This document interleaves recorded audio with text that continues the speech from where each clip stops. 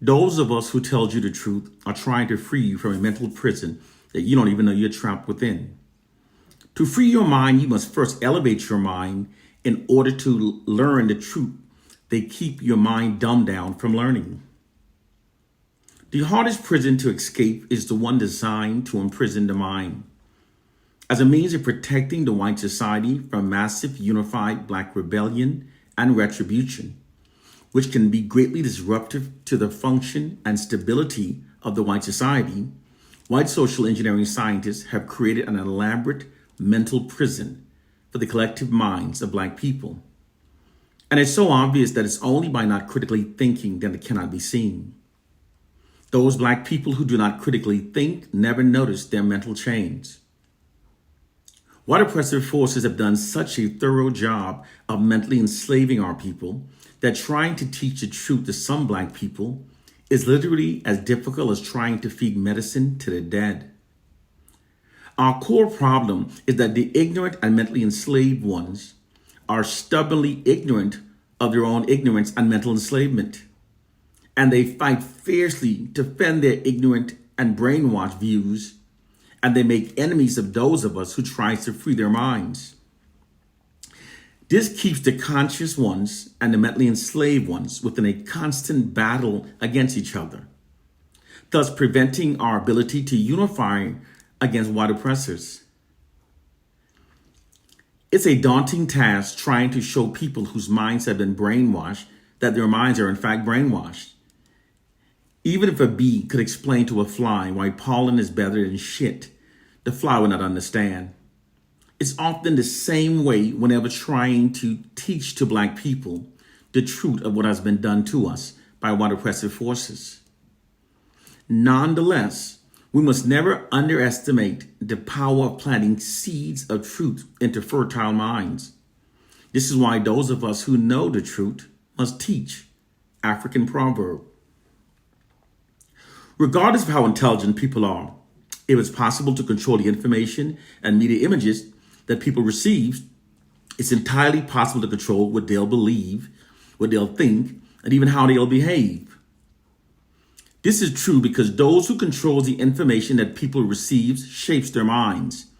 Those who programs the media content that people watch program their belief.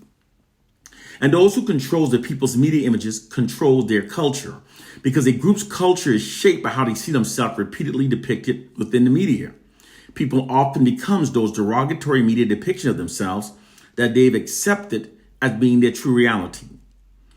Because the white society controls the information we receive and the media content that we watch, and because they control our media images, they've exploited these combined factors to wage a covert, insidious war against black people. Through the skillful, sustained use of disinformation propaganda campaigns deployed through continued miseducation and repetitive media subliminal programming, millions of black people have been socialized by white oppressive forces to think and behave in ways that are against our own self-interest and that instead serves and protects the interests of white supremacy. Through this process, they've manipulated millions of black people to believe the unbelievable, to normalize the abnormal, to accept the unacceptable, and to defend the undefendable. Therefore, to think in ways that literally insults our own intelligence. This is a true reason why millions of African Americans are now offended when called an African, but smile when called a nigger. It's the true reason why millions now self-identify ourselves as niggers, call our women bitches and hoes, glorifies pimps, sags our pants below our asses, and strongly defends a fictional Bible that was written by our most ungodliest enemies and brutally beaten into the blood-soaked minds of our ancestors. None of these noted things makes any sense at all. But when people are mentally enslaved, nonsense then makes perfect sense. And they can then be made to believe many things that literally insults their own intelligence.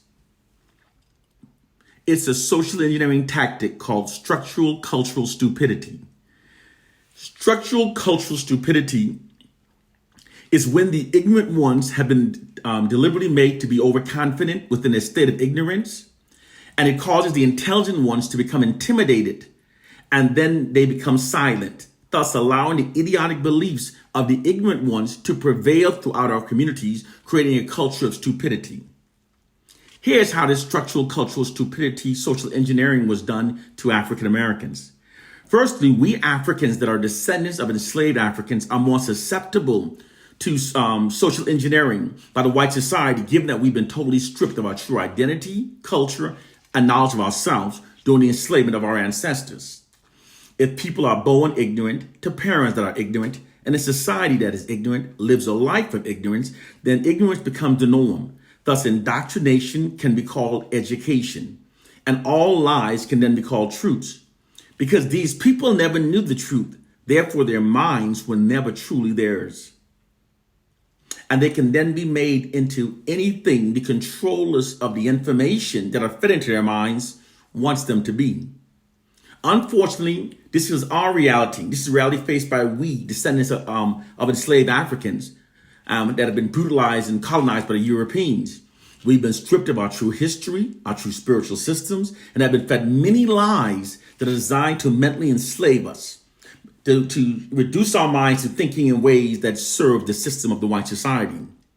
White social engineering scientists describe this nefarious process as merely indoctrinating a value system into the collective minds of the oppressed that makes them adhere to the authority and existing infrastructure of the dominant population. The process is called socialize. It's how those nations that have been brutally oppressive throughout history protects themselves from massive unified retribution from those they brutally oppressed. But in the U.S., the socializing of African Americans was taken many steps further. They didn't just socialize us to think in ways that protects the interests of the white society. They also socialize us to think in ways that are against our own self-interest by indoctrinating idiotic, self-defeating ideologies into our communities and into our collective minds. Here's an explanation of how this process worked. You first strip the targeted population of their true history, culture, and knowledge of themselves.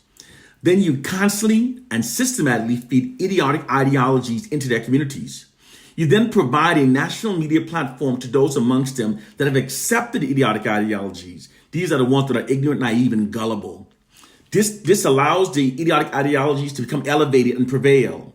And then you deny a national platform from the intelligent ones that rejects the idiotic ideologies. This allows the ideologies, it prevents it from being challenged by these intelligent ones, thus emboldening the ignorant ones while causing the intelligent ones to feel overwhelmed by the ignorance around them and they become silenced. This silence allows the ignorant ideologies to become normalized within the culture, thus creating a culture of stupidity. This is precisely what was done by white oppressive forces to the African American culture. Through their monopoly over information that we receive, by constantly feeding idiotic ideologies into the black communities.